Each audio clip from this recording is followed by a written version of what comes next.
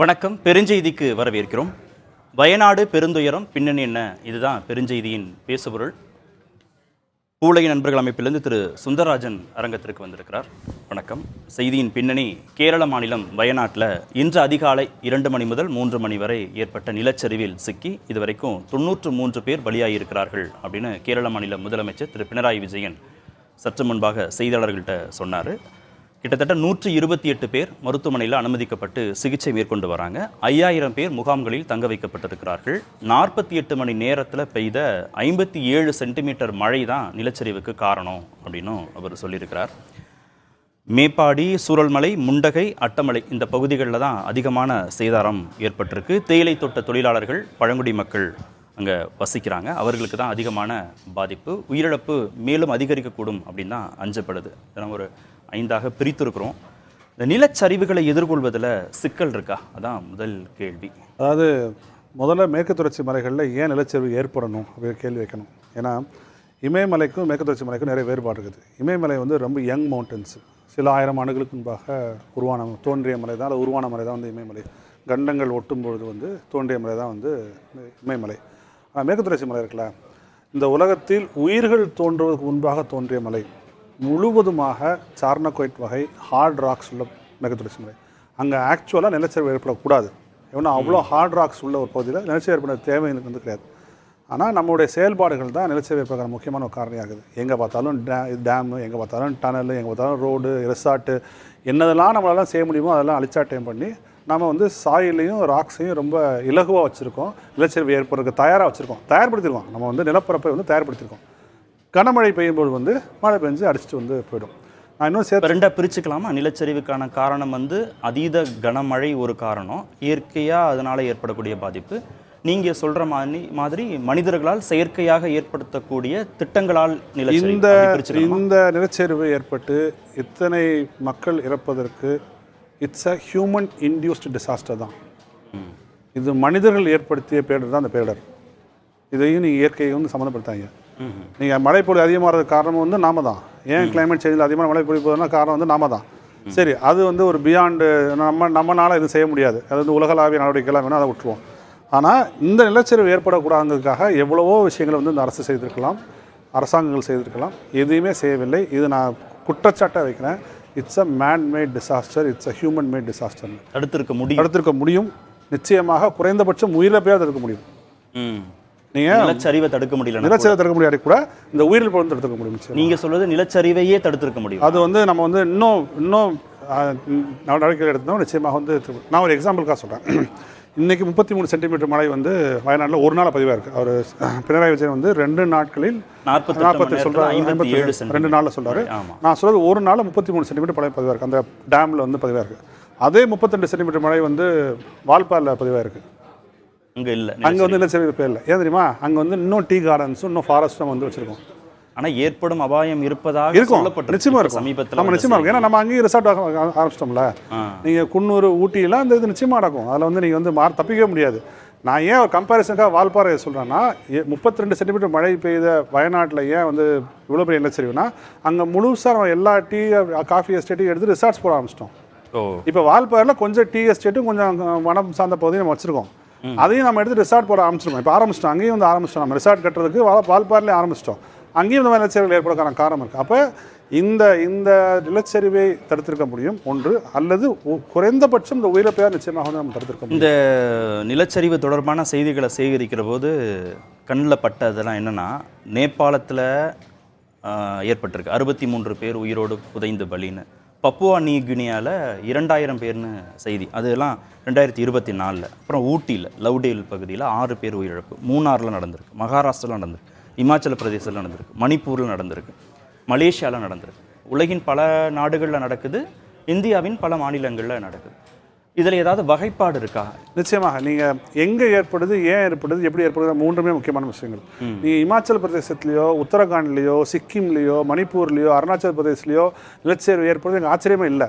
ஏன்னா அது ரொம்ப யங் அமைப்பே காரணம். Young mountains, Himalayas young mountains. அங்கே நீங்கள் நூற்றுக்கணக்கான டேம் கட்டுறீங்க. நீங்கள் ஆக்சுவலாக அங்கே எதுவுமே செய்யக்கூடாது. நீங்கள் வந்து இமயமலை நீங்கள் வந்து பார்த்து ரசிக்கலாம் முடிய, நீங்கள் அங்கே போய் டனல் போடுறது, சார்தாம் ப்ராஜெக்ட் போடுறோம், இந்த ரோடு போடுறோம், அந்த ரோடு போடுறோம் போட்டால் நீங்கள் நிலச்சரிவு ஏற்படுத்த வந்து செய்யும். நீங்கள் இமயமலை வந்து நான் ஏற்கனவே சொன்ன மாதிரி ரொம்ப யங் மவுண்டன்ஸ், அங்கே நிலச்சரிவு ஏற்படுறது வந்து தவிர்த்திருக்க வேண்டும். அப்படி இருந்தாலும் எனக்கு ஆச்சரியமான விஷயமா இல்லை. ஆனால் நீங்கள் மேற்கு தொடர்ச்சி மலைகளில் நிலச்சரிவு ஏற்படுதுல, அது வந்து ரொம்ப ரொம்ப நிச்சயமாக தவிர்க்க வேண்டியது நான் வந்து சொல்லுவேன். ஏன்னா அவ்வளோ ஒரு ஹார்ட் ராக்ஸ் ஃபார்மேஷன் மேற்கு தொடர்ச்சி மலை, நாம் வந்து நிச்சயமாக தவிர்த்திருக்க முடியும். இதை இமயமலை, வடகிழக்கு மலைத்தொடர்கள், மேற்கு தொடர்ச்சி மலை, நீலகிரி, கிழக்கு தொடர்ச்சி மலைப்பகுதி, விந்திய மலைப்பகுதிகளில் ஏற்படக்கூடிய நீர் புவியியல் அபாயங்களை இந்தியாவை பாதிக்கும் நிலச்சரிவுகள் அப்படின்னு எச்சரிக்கை விடுத்திருக்கிறாங்க நிபுணர்கள்னு சொல்கிறாங்க. இதில் தான் நீங்கள் வந்து இந்த யங் மவுண்டைன்ஸ், ஓல்டு மவுண்டைன்ஸ் சொல்கிறோம். ஓகே, இன்னொரு விஷயத்தை சொல்கிறேன். மேற்கு தொடர்ச்சி மலைகளில் நம்பி தான் தென்னிந்தியாவில் உயிர்கள் வாழ முடியும். சரியா? நீங்கள் மேற்கு தொடர்ச்சி மலை இல்லைன்னா தென்னிந்தியாவில் மனிதர்கள் மட்டும் நான் சொல்ல, உயிர்கள் வாழ முடியாது மேற்கு தொடர்ச்சி மலைன்னா. ஏன்னா நீங்கள் வந்து கங்கை எப்படி உற்பத்தி ஆகுது, யமுனை எப்படி உற்பத்தி ஆகுது, பிரம்மபுத்திரா எப்படி உற்பத்தி ஆகுதுன்னா அழகாக சொல்லுவாங்க. பனிமலைகள் உருகி கிளேசியஸ் மெல்ட் ஆகி கங்கையும் யமுனாவும் பிரம்மபுத்திரம் உற்பத்தி தான் சொல்லுவாங்க. காவேரியும் கிருஷ்ணாவும் கோதாவரியும் வைகையும் தென்பெண்ணையாரும் தாமிரபரணி எப்படி உற்பத்தி ஆகுது? எங்கே கிளேசியர் இருக்குங்க? கிடையாது. அப்போ நீங்கள் ஒரு காலங்களில் வந்து மேற்கு தொடர்ச்சி மலை முழுக்க சோலைக்காடுகளும் புல்வெளியிலுமா இருந்துச்சு. ஸோ பெய்கின்ற மழை வந்து இந்த புல்வெளி வந்து பிடிச்சிக்கும். இந்த சோலைக்காடு இருந்து போகக்கூடிய குளிர்ந்த காற்று மேலே போகும்போது, மேகத்து மேலே படும்போது மழை பெய்யும். அந்த பெய்கின்ற மழையை புல்வெளி பிடிச்சிக்கும், கொஞ்சம் கொஞ்சமாக கீழே அனுப்பும். அப்படி உருவானதான் சிற்றுடைகளாகி பெரிய உடைகளாகி பெரிய உடை நதியாகி நமக்கு வந்து காவிரியாகவும் கிருஷ்ணாவும் கோதாவரியாகவும் பொருணையாகவும் வருது. பனிப்பாறை கிடையாது. ஸோ அதனால தான் யுனெஸ்கோ நிறுவனம் வந்து மேற்கு தொடர்ச்சி மலைகளை பயோடைவர்சிட்டி ஹாட்டஸ்ட் ஆஃப் த ஹாட்ஸ்பாட்னு அறிவிச்சிருக்காங்க. வெறும் ஹாட்ஸ்பாட்டில் ஹாட்டஸ்ட் ஆஃப் த ஹாட்ஸ்பாட்ஸ் உலகத்தில் இந்த மாதிரி 8 இடங்கள் தான் வச்சுருக்காங்க. அப்படி என்ன அர்த்தம் தெரியுமா?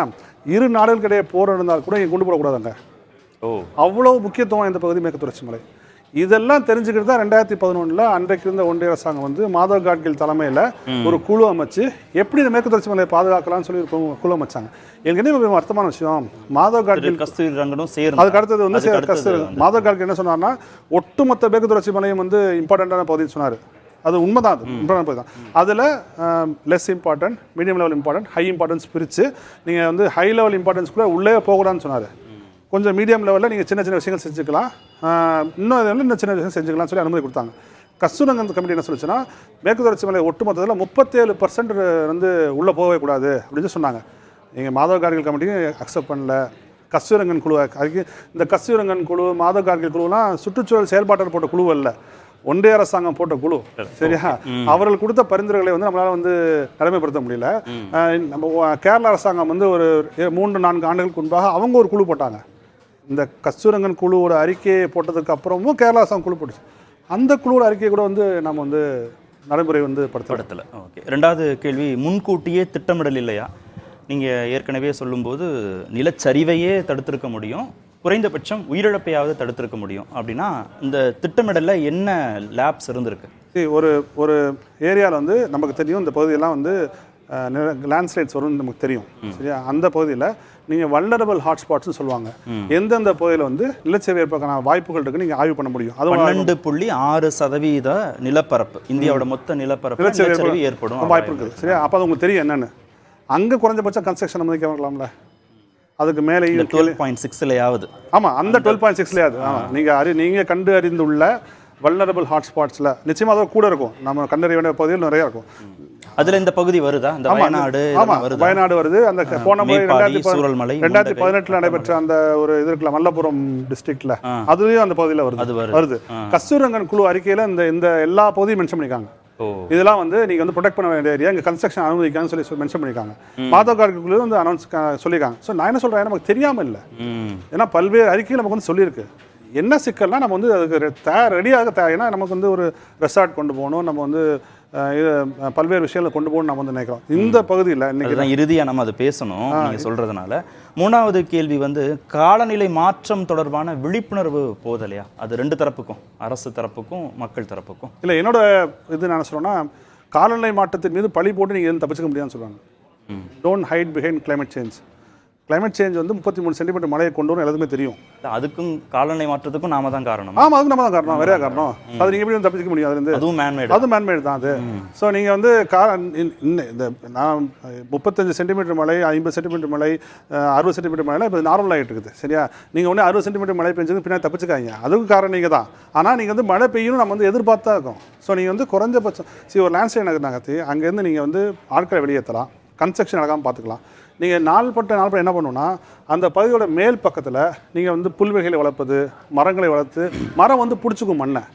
நீங்கள் இந்தளவுக்கு லேண்ட்ஸ்லைட் விடாது, கொஞ்சம் லேண்ட்ஸ்லைட் நடக்க ஜீரோன்னு நான் சொல்ல வரல, ஆனால் இந்தளவுக்கு வந்து எஃபெக்டிவாக வந்து இருக்காது. ஸோ மரங்கள் வளர்ப்பது, மரங்கள் போக போக அப்படியே இறுகி புல்வெளி வரும், பாதிப்பின் அளவை எக்ஸாக்ட்லி குறைய முடியும். அது வந்து குறைய முடியும். அது நம்ம செய்யலாது.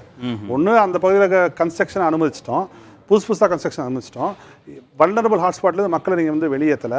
அப்படி இப்போ என்ன ஆகுது? ஆமாம், இது தொடர்பான செய்திகளை பார்க்கும்போது ரெண்டு படித்தேன். அதாவது 2018 வந்து ஐஐடி மண்டி அவங்க வந்து மண்டி ஜோகிந்தர் நெடுஞ்சாலையில் வர இருக்கக்கூடிய நிலச்சரிவு குறித்து முன்கூட்டியே தகவல் சொன்னாங்க.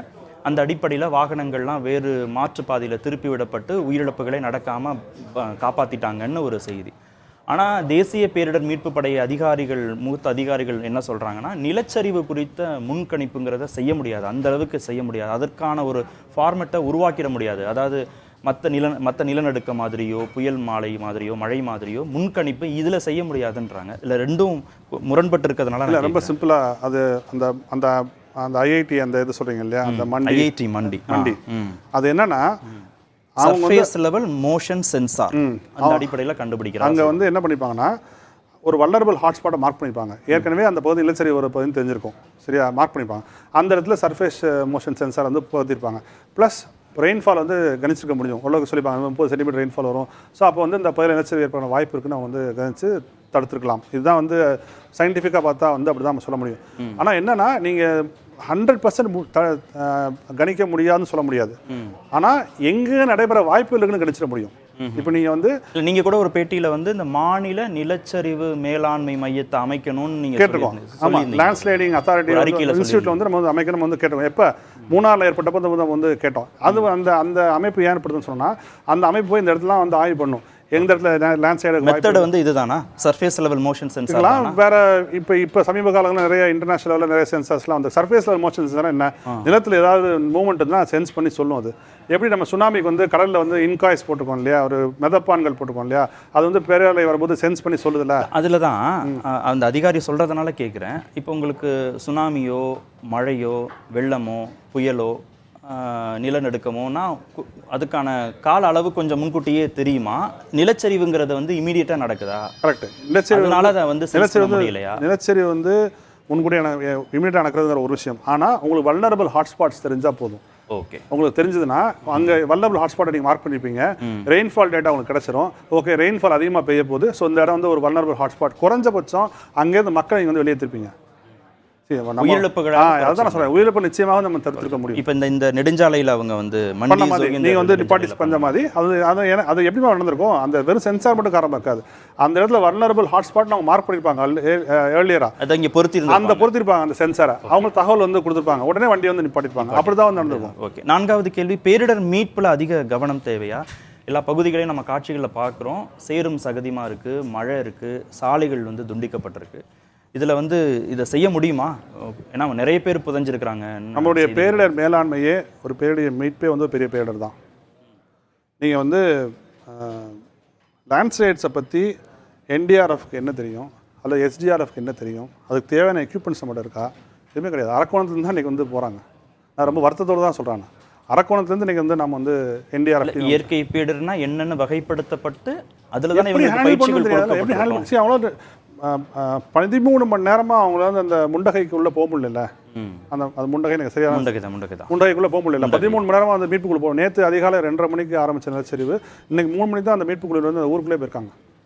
ஸோ அப்போ எவ்வளோ பெரிய அது ஒரு டைம், 12 மணி நேரம் அது. ஸோ நீங்கள் எவ்வளோ ப்ரிசியஸான லைஃப் வந்து நம்ம வந்து காப்பாற்ற முடியும் 12 மணி நேரத்தில்? உள்ளே போக முடியல. அப்போ நமக்கு அந்த தேவையான அட்வான்ஸ் எக்யூப்மெண்ட்டு, ஏர் ட்ராப்பிங், நீங்கள் வந்து ஹெலிகாப்டர்லையோ இல்லை ஏரோப்ளைன்லையோ பறந்து நீங்கள் வீரர்களை வந்து ஏர் ட்ராப் பண்ணலாம், இல்லை ஹை மவுண்டட் வெஹிக்கிள்ஸை வந்து எடுத்துகிட்டு போகலாம். இந்த மாதிரி எந்த எக்யூப்மெண்ட் நமக்கு கிடையாது. இன்னமும் நாம் வந்து ஆளுகளை கயிறு எடுத்துகிட்டு போய் அந்த ஏணி மாதிரி இருக்கக்கூடிய லேடர்ஸை கொண்டு போய் அதில் தூக்கிட்டு வந்து நம்ம வந்து விஷுவல்ஸாக நம்ம வந்து பார்க்குறோம். ஸோ அப்போ நமக்கு டிசாஸ்டர் மேனேஜ்மெண்ட்னா என்னன்னு தெரியல. நம்ம டிசாஸ்டர் மேனேஜ்மெண்ட்டே பெரிய டிசாஸ்டராக இருக்குது. அப்படி தான் நான் வந்து பார்ப்பேன். அப்போ இன்றைக்கி உலகளாவிய அளவில் எந்தெந்த நாள் இந்தியா மட்டும் நிலச்சரிவை கையாளல. நீங்களே எத்தனை நாடுகள் வந்துச்சு சொன்னீங்க. அப்போ உலகத்தில் இருக்க பல்வேறு நாடுகள் அதுக்கான தொழில்நுட்பங்கள் நிச்சயமாக வந்து வளர்ந்துருக்கும். அதுக்கான அறிவியல் பார்த்தோம் இவ்வளவு நாடுகள் அதான் அதுக்கான அறிவியல் பூர்வமான தரவுகள் நிறைய வந்திருக்கும். அதெல்லாம் வாங்கலாம். நம்ம நோக்கம் வேறு ஏதோ வாங்குறதுல இருக்குது. ஸோ நீங்கள் வந்து எது தேவையோ எது நமக்கு தேவையோ அதை வாங்காமல் வேறு எதெல்லாம் போய் நம்ம வந்து வாங்கிட்டு இருக்கோம். அப்போ நம்மளுடைய டிசாஸ்டர் மேனேஜ்மெண்ட் நிச்சயமாக மேம்படும். இன்றைய காலகட்டத்திற்கு இன்றைக்கி அதிகமாகக்கூடிய டிசாஸ்டர்ஸ்க்கு நீங்கள் எல்லாரும் என்ன கேள்விப்படுவாங்க, ஏன்னா நிலச்சரிவு உலகம் பார்த்தது இல்லையான்னு சொல்லுவாங்க. பார்த்துருக்கு, யாருமே இல்லைன்னா சொல்லல. ஆனால் 2019, 2018, 2020, 2022, 2024 டிசாஸ்டர் இப்படி பார்த்துக்கோம். நிலச்சரிவை பார்த்துக்கோமா, நம்ம பார்க்குறோம் இல்லையா, கன்சிக்யூட்டிவ் பார்க்குறோம் இல்லையா. ஸோ இந்த கிளைமேட் சேஞ்ச் என்ன பண்ணுதுன்னா ஒரு டிசாஸ்டருக்கு இன்னொரு டிசாஸ்டர் இடையான கால வெளியே சுருக்குது. நம்மளே பல முறை பேசியிருக்கோம். ஒரு டைம் கேப் இருக்கும் இல்லையா, ஒரு புயலுக்கும் இன்னொரு. இதில் கூட பப்புவா நியூ கினியாவும் நேபாளம், மலேசியா தான் 3 வெளிநாடுகள். இது எல்லாமே இந்தியா பகுதிகள். ஆமாம். ஸோ அப்போ நமக்கு எக்ஸ்பீரியன்ஸ் நம்ம வந்து ஃபேஸ் பண்ணியிருக்கோம். அப்போ நமக்கு தயாராக இருக்கோமா. இந்தியா வந்து லேண்ட்ஸ்லைட் ப்ரோன்னு ஒரு பல்வேறு ஆய்வுகள் நமக்கு சொல்லிச்சு. ஹிமாலயாஸும் சரி, வெஸ்டர்ன் காட்ஸும் சரி, விந்திய மலைகளும் சரி, ஈஸ்டர்ன் காட்ஸ் சரி, நீங்களே ஒரு இதில் படிச்சிங்க இல்லையா, இது எல்லாமே லேண்ட்ஸ்லைட் ப்ரோன்னு முடிவு பண்ணிட்டாங்க. அப்போ நம்ம வந்து தயாராகணும்ல, அந்த தயாரிப்பு நம்மகிட்ட இல்லை. ஓகே, 5வது கேள்வி, இறுதி கேள்வி. நம்ம ஏற்கனவே பேசலாம்னு சொன்னது வளர்ச்சி தொடர்பான பார்வையில் மாற்றம் வேண்டுமா? இப்போ கேரளா மாதிரி, இமாச்சல பிரதேசம் மாதிரியான மாநிலங்களில் வந்து டொப்போகிராஃபியாகவே அவங்களுக்கு லேண்டு பத்தாது. மாநிலம் வளர்ச்சி அடையணும், பொருளாதாரத்தில் மேம்படணும், வேலை வாய்ப்புகளை உருவாக்கணும் அப்படின்ற ஒரு நெசசிட்டியும் இருக்கும். இன்னொரு புறம் நீங்கள் சொல்கிற மாதிரி எந்த விதமான கட்டுமானங்களையும் செஞ்சிடவே கூடாது அப்படின்னு கட்டுப்பாடுகள் இருக்கக்கூடிய பகுதிகளும் இருக்குது. இது எப்படி அவங்களால பேலன்ஸ் பண்ண முடியும்? இன்னைக்கு இமாச்சல பிரதேசம், உத்தராஞ்சல், வயநாடு, மேற்கு வங்கத்தில் டார்ஜிலிங், நம்ம ஊரில் குன்னூர், ஊட்டி, இங்கே எல்லாம் அங்கே இருக்க மக்கள் தான் வாழ்கிறாங்களா? கீழேருந்து யாருமே போய் ரெசார்ட் கட்டலையா? கட்டுறாங்க இல்லையா? அப்போ வந்து அவங்களுக்கான ஒரு கமர்ஷியல் ஆஸ்பெக்ட் தான் அவங்க போகிறாங்க. அதாவது பூர்வக்குடி மக்களுக்கான வாழ்வாதாரம் வேறு, நமக்கு இங்கேருந்து போய் கமர்ஷியல் இன்ட்ரெஸ்ட்டோட போகிறவங்க இது வந்து தேவைங்கிறது வேறு. இரண்டையும் நம்ம பிரித்து பார்க்கலாம். அதுலேயும் என்ன திருப்பி ஒரு விவாதம் வரும்னா, அவங்க தானே வேலை வாய்ப்பை கொடுக்குறாங்க, அவங்க தானே மாநிலத்துடைய சுற்றுலாவுக்கு பங்களிப்பை சொல்கிறாங்க. கரெக்ட். ஸோ ஒவ்வொரு பகுதிக்குமான கேரிங் கெப்பாசிட்டியை நம்ம முடிவு பண்ணணும். சென்னை ஊர் எவ்வளோ தாங்க நமக்கு ஒரு சென்ஸ் வேணும். சென்னை ஊர் 20 கோடி பேர் தாங்காது. சென்னை ஊர் வந்து மிஞ்சி போனால் ஒரு 50 லட்சம் பேர் தாங்கும். அதான் கேரிங் கெப்பாசிட்டி, தாங்குதிறன்னு சொல்லுவோம். சரியா? ஒவ்வொரு ஊருக்கும் ஒவ்வொரு மலைப்பகுதிக்கும் நீங்கள் கேரிங் கெப்பாசிட்டி நீங்கள் முடிவு பண்ணணும். நீங்கள் சென்னை ஊரில் ஏன் வெளில வந்தால் அத்தனை மக்கள் பாதிக்கப்படுறாங்க? 30,000 பேர் சதுர கிலோமீட்டர் வாழ்கிறாங்க. 30,000 பேர் வாழ்கிறாங்க சதுர கிலோமீட்டர். ஒரு சதுர கிலோமீட்டர் எவ்வளோ பேர் வாழணும்? நம்ம குண்டு போட்டு காசாவில் வந்து நடத்தியான பகுதியில் குண்டு போடுறாங்க சொல்கிறோம்ல, அந்த காசாவில் ஒரு சதுர கிலோமீட்டர் 5,000 பேர் வாழ்கிறாங்க. 5,000 பேர். நியூயார்க் நகரத்தில் 16,000 பேர் வாழ்கிறாங்க. ஸோ சென்னையில், மும்பையில் போன நகரங்களில் தான் 1 கோடி பேர், 2 கோடி பேர் சதுர கிலோமீட்டருக்கு வந்து 30,000 பேர், 20,000 பேர் வந்து வாழ்கிறோம். ஸோ ஒவ்வொரு ஊட்டிக்கு ஒரு தாங்குதிறன் இருக்கும், குன்னூரா அதுக்கு ஒரு தாங்குதிறன் இருக்கும். அவ்வளோதான் நீங்கள் அலோவ் பண்ணணும். சரி, இது எல்லாமே சயின்ஸ் இருக்குது. நமக்கு வந்து பிரச்சனை வந்து சயின்ஸை விட்டுட்டு நம்ம வந்து காமர்ஸை வந்து ஃப்ரண்ட்டில் வந்து வச்சிடறோம். பூர்வ குடிமக்களுக்கான முக்கியத்துவம், அதை கடந்து வேலைவாய்ப்பு, வேலைவாய்ப்பு அதோட நிறுத்தி. ஆமாம், அதான் சொல்கிறேன். கேரிங் கெப்பாசிட்டியை முடிவு பண்ணணும்னு சொல்கிறோம். தாங்குதல் வந்து முடிவு பண்ணி அதுக்கு மேலே அலோவ் பண்ணாமல் பார்த்துக்கணும். நாங்கள் இன்ஃபேக்ட் உயர்நீதிமன்றம் சொன்ன அந்த பாஸ் சிஸ்டம் இருக்குல்ல, அந்த ஊட்டி குன்னூர் போடுறது தான் நீங்கள் பாஸ் சிஸ்டம் போட்டு சொன்னாங்களா, அதை பல பேர் வந்து எதிர்த்தாங்க. நாங்கள் வந்து அதை ஆதரித்தோம். ஏன்னா நீங்கள் இன்டிஸ்கிரிமினேட்டாக போகிறது இருக்குல்ல, நீங்கள் வந்து சும்மா அப்படியே ஒரு கார் எடுத்துட்டு ஒரே நேரத்தில் வந்து அந்த ஒரு மாத காலத்தில் போகிறது இருக்குல்ல, அது எப்படி சரியான விஷயம் இருக்க முடியும்? அப்போ ஊட்டி என்ன ஆகும்? ஸோ நாங்கள் வந்து அதை வந்து வரவேற்று இன்னும் ரெகுலேட் பண்ணணும்னு சொன்னோம். ஊட்டியில் நடக்கக்கூடிய மலர் கண்காட்சியை மேட்டுப்பாளத்தில் நடத்துங்கன்னு சொல்கிறோம். எதுக்கு இனிமேல் ஊட்டியை நீங்கள் வந்து மலர் கண்காட்சி நடத்தணும்? அதில் வச்சுருக்கிறது பூரா வந்து அயல்நாட்டு மலர்கள் தான், அது மேட்டுப்பாளத்தில் நடத்தி போயிடலாமே. ஸோ இந்த மாதிரி எது சரியான விஷயம்னு ஒரு முடிவுக்கு வந்து நம்ம வந்து வந்தாகணும். ஓகே, நன்றி நிகழ்ச்சியில் கேட்டதற்கு.